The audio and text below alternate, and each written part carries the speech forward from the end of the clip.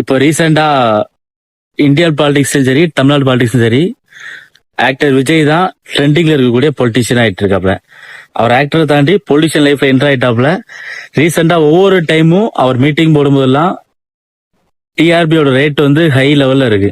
லாஸ்டா போட்ட மீட்டிங்லயுமே ஒரு மிகப்பெரிய ஒரு திருக்குறளை சொல்லி வேல்டையே ட்ரெண்ட் ஆக்கி வச்சிருக்காப்ல. அந்த திருக்குறள் என்ன அப்படின்னா, திருவள்ளுவர் இருந்திருந்தாருன்னா இந்த தீய சக்தியை பத்தி என்ன திருக்குறள் எழுதியிருப்பாரு? ஒரு கற்பனையா, அநீதி, அராஜகம், தில்லுமுள்ளு இவையெல்லாம் திமுக முதற்றே உழைக்கும்.